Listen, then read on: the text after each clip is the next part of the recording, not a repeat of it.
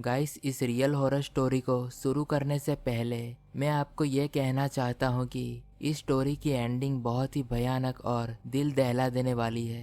तो चलिए स्टार्ट करते हैं आज की रियल हॉरर स्टोरी। मैं और मेरा परिवार मध्य प्रदेश के भोपाल में रहते हैं और आज की रियल हॉरर स्टोरी मेरे चचेरे भाई की है, जिसे सब लोग राम सिंह कहते हैं, जो 5 सालों से एक पुलिस ऑफिसर है। वो काफ़ी खुले दिल का था और वो वहाँ के गरीब लोगों के जीवन को बेहतर बनाने में मदद करना चाहता था। वहाँ पास में एक रुक्मणी पैलेस है, जिसको लेकर राम सिंह ने उन लोगों को सावधान रहने की चेतावनी दी। ये एक ऐसी जगह थी जिसके बारे में लोग सोचते थे कि ये सालों से वीरान है। जब राम सिंह और कुछ पुलिस ऑफिसर वहाँ पहुँचे तो उन्हें वहाँ पर एक बूढ़ा आदमी दिखा, जो सामने के दरवाजे के बाहर सीढ़ियों पर अपनी जेब में हाथ डाले बैठा था। पुलिस ऑफिसर्स और राम सिंह उसके पास पहुंचे और देखा कि वो बूढ़ा आदमी रो रहा था, जिसे देखकर वो घबरा गए और वो अपने आप में कुछ बड़बड़ा भी रहा था, ये कहते हुए कि ये कितना भयानक है। उन्होंने उस आदमी से पूछताछ करने की कोशिश की, लेकिन वो बेचारा पूरी तरह से डरा हुआ और सदमे में था। जैसे ही ऑफिसर ने एक और कार मंगवाई, राम सिंह ने अपनी बंदूक निकाल ली और उस घर में घुसने का फैसला किया। घर के अंदर से बहुत ही गंदी बदबू आ रही थी। किचन और लिविंग रूम पूरी तरह से बर्बाद हो गया। घर के मालिकों ने बर्तन और तवे छत के बिल्कुल पास रखे थे।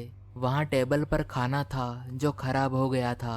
वहाँ पूरे फ्लोर पर खाली डिब्बे और घर का सारा सामान इधर उधर बिखरा हुआ था।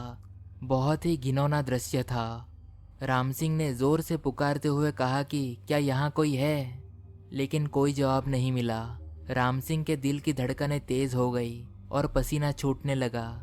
उसने मुझे बताया था कि पिछले 5 सालों में ऐसा पहले कभी नहीं हुआ था। वह बंदूक से निशाना साधते हुए जा रहा था। राम सिंह ने दूसरे लिविंग रूम की जांच की और देखा कि वहां भी कोई नहीं था। वो हॉल से नीचे चला गया, जहां बदबू और भी खराब आ रही थी। उसने अपना मुंह और नाक बंद कर लिया और उस बेडरूम का दरवाज़ा खोला और देखा कि बिस्तर पर 2 लाशें थी, जो बहुत सारी मक्खियों से ढकी हुई थी। सांस से हाँफते हुए राम सिंह ने करीब से देखने का फैसला किया।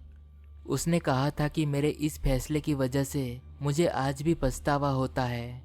उनमें से एक लाश आदमी की थी और दूसरी औरत की। उनके चेहरे पूरी तरह से सड़ने लगे थे और मक्खियाँ उनके मुंह से अंदर बाहर उड़ रही थी। जब राम सिंह ने औरत की लाश को जांच किया तो वो ये देखकर डर गया कि उस औरत ने एक मरी हुई छोटी बच्ची के शव को पकड़ रखा था। मरी हुई बच्ची के मुंह से बड़े बड़े कॉकरोच रेंग कर बाहर निकल रहे थे। राम सिंह लड़खड़ाता हुआ घर के बाहर भाग गया। जब वहां और भी पुलिस की कारें पहुंची तब उन्हें अंदर तक गहरी जांच करने में मदद मिली। जब राम सिंह और उसके साथी ऑफिसर्स की जिस बूढ़े आदमी से मुलाकात हुई थी, वो मरे हुए आदमी का दोस्त और पूर्व सहकर्मी था। उन्होंने एक साथ फ्रूट पैकिंग कंपनी में काम किया था। ग्वालियर से उस बूढ़े आदमी ने कई दिनों से उन्हें कॉल लगाने की कोशिश की, लेकिन उनका फ़ोन लग ही नहीं रहा था। इसलिए वो ये देखने के लिए उनके घर आया था कि सब ठीक है या नहीं। बेडरूम में उस भयानक दृश्य को सबसे पहले उस बूढ़े आदमी ने ही देखा था और ये बात पता चली कि उन दोनों पति पत्नी को ड्रग्स की लत लगी थी और लगभग 1 साल पहले किसी प्रकार के ऑपरेशन के बाद उन्होंने एक साथ दर्द निवारक दवाओं का सेवन करना शुरू कर दिया था और ड्रग्स की लत इतनी बढ़ती गई कि उन्होंने पेन किलर्स लेना शुरू कर दिया था।